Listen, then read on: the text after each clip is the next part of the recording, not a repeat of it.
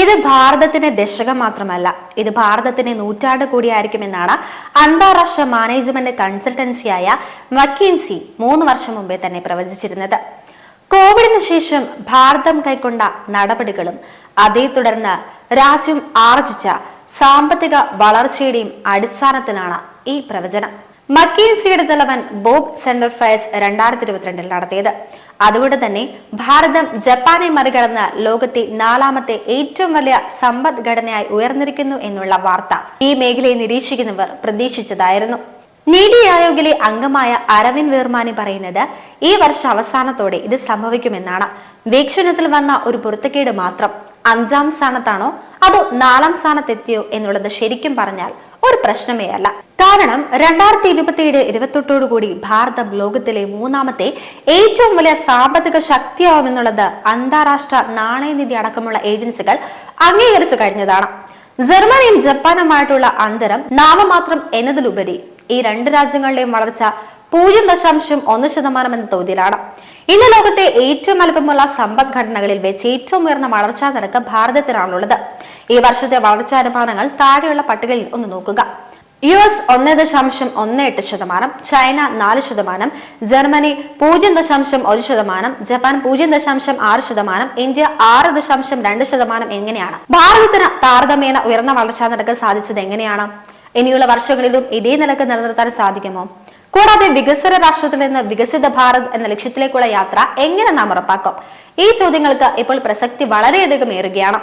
വസ്തുതകളുടെ അടിസ്ഥാനത്തിൽ നോക്കിയാൽ 10 കാരണങ്ങൾ ഭാരത സമ്പദ്ഘടനയുടെ വളർച്ചയ്ക്ക് ആധാരമാണ്. കോവിഡിനെ തുടർന്ന് കേന്ദ്ര സർക്കാർ എടുത്ത നടപടികളാണ് പ്രധാനമായും ഉയർന്ന വളർച്ചാ നിരക്ക് ഭാരതത്തിന് പെട്ടെന്ന് തന്നെ കൈവരിക്കാൻ സാധിച്ചത്. 20 ലക്ഷം കോടി രൂപയുടെ ഉത്തേജന പാക്കേജ് സർക്കാർ പ്രഖ്യാപിച്ചത് മാത്രമല്ല, ദ്രുതഗതിയിൽ ആ പാക്കേജ് നടപ്പിലാക്കി എന്നുള്ളതും ഓർക്കേണ്ടതുണ്ട്. ഇതേ തുടർന്നാണ് 2021-22 സാമ്പത്തിക വർഷത്തിൽ നമുക്ക് 9%-ലധികമായ വളർച്ച നേടാൻ സാധിച്ചത്. ഈ വളർച്ച തിരിച്ചുപിടിക്കൽ മൊത്തത്തിൽ സമ്പദ്ഘടനയുടെ എല്ലാ വിഭാഗങ്ങളുടെയും മനോവീര്യം ഉയർത്തുവാൻ സഹായിച്ചിട്ടുണ്ട്. രാഷ്ട്രീയ നേതൃത്വത്തിൽ സാധാരണ ജനങ്ങളുടെയും സംരംഭകരുടെയും വിശ്വാസം ഊട്ടിയുറപ്പിക്കുകയും ചെയ്തു. സാമ്പത്തിക ശാസ്ത്രം ഈ 2 ഘടകങ്ങൾക്ക് പ്രാധാന്യം നൽകുന്നുമുണ്ട്. ഒരുപക്ഷെ മറ്റെല്ലാ സൗകര്യങ്ങളും ഉണ്ടെങ്കിലും മനോവീര്യവും വിശ്വാസവും ഇല്ലെങ്കിൽ ഒരു സമ്പദ്ഘടനയ്ക്കും വളർച്ച തുടർന്ന് നേടാൻ സാധ്യമല്ല. നൊബേൽ സമ്മാന നേതാവായ എഡ്മൻ ഹെൽപ്സ് പോലെയുള്ളവർ ഇത് അംഗീകരിക്കുകയും ചെയ്തിട്ടുണ്ട്.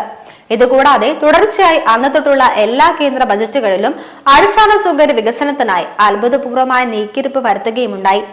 നീക്കിയിരുത്തി എന്ന് മാത്രമല്ല, പറഞ്ഞ തുകകൾ മിക്കവാറും എല്ലാ വർഷവും കേന്ദ്ര സർക്കാർ പദ്ധതികൾക്കായി ചിലവാക്കുകയും ചെയ്തിരുന്നു. അടിസ്ഥാന സൗകര്യങ്ങൾക്കായി കഴിഞ്ഞ 4 വർഷത്തെ ബജറ്റ് നീക്കിയിരിപ്പിന്റെ കണക്ക് ഒന്ന് നോക്കുക.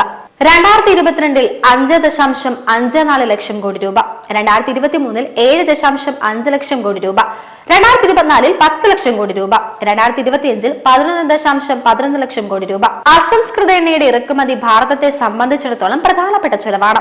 പക്ഷേ റഷ്യ യുക്രൈൻ യുദ്ധത്തെ തുടർന്ന് സമർത്ഥമായ വിദേശ നയ ആഹ്വാനത്തിലൂടെ അന്താരാഷ്ട്ര വിപണിയിലെ വിലയിലും താഴ്ന്ന നിരക്കിൽ റഷ്യൻ എണ്ണ ഭാരതം ഇറക്കുമതി ചെയ്തു എന്നുള്ളത് സർക്കാരിന്റെ ചിലവ് കുറയ്ക്കാൻ ഗുണം ചെയ്തു.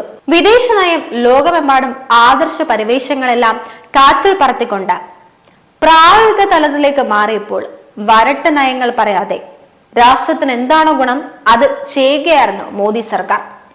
മേൽപ്പറഞ്ഞ നേട്ടങ്ങളുടെ എല്ലാം അർത്ഥം നമ്മുടെ രാജ്യം ഉദ്ദേശിക്കുന്ന സാമ്പത്തിക ലക്ഷ്യങ്ങളെല്ലാം നിറവേറ്റി എന്നല്ല. വസ്തുതകൾ തെളിയിക്കുന്നത് സർക്കാർ ലക്ഷ്യബോധത്തോടെ പ്രവർത്തിക്കുന്നു എന്നാണ്. വ്യക്തമായിട്ടും ഇനിയും എത്രയോ കാലം മുന്നോട്ടു പോകാനുണ്ട്.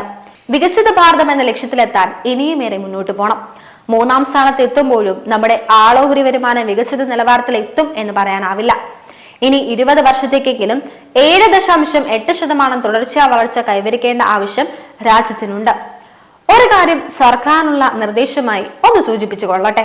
ഏറ്റവും പാവപ്പെട്ടവരുടെ ക്ഷേമം നോക്കി പണ്ഡിറ്റ് ദീൻ ദയാൽ ഉപാധ്യായ മുന്നോട്ട് വെച്ച സാമ്പത്തിക സിദ്ധാന്തം ഇതുവരെ അവതരിപ്പിക്കപ്പെട്ട ബജറ്റുകളിലോ സർക്കാരിന്റെ പരസ്യ പ്രസ്താവനകളിലോ അവ അർഹിക്കുന്ന പ്രാധാന്യം നേടിയെന്ന് പറയാനാവുന്നില്ല. ദേശീയതയിലൂന്നി മുന്നേറുന്ന സർക്കാർ കുറെ കൂടി വിപുലമായി ഈ കാഴ്ചപ്പാട് വെളിവാക്കുകയും ആവർത്തിച്ചു പറയേണ്ട ആവശ്യകതയും ഉണ്ടെന്നാണ് എന്റെ ഒരു അഭിപ്രായം. പക്ഷേ രാജ്യത്തെ സമ്പദ്ഘടനയെ സംബന്ധിച്ച ഏറ്റവും ഗുണപരമായ ഒരു കാര്യം രാഷ്ട്രീയ സ്ഥിരതയും നടപടികളിലെ ദൃഢതയും രാഷ്ട്രം ആദ്യം എന്ന കാഴ്ചപ്പാടും തീരുമാനങ്ങൾ നടപ്പിലാക്കാനുള്ള സർക്കാരിന്റെ ഇച്ഛാശക്തിയുമാണ്. ഇവയുള്ളിടത്തോളം കാലം ഭാരതത്തിന്റെ സാമ്പത്തിക വളർച്ച നാം ഉറ്റുനോക്കുന്ന ലക്ഷ്യസ്ഥാനത്തേക്ക് തന്നെയായിരിക്കും എന്ന് 100% ഉറപ്പ് തന്നെയാണ്.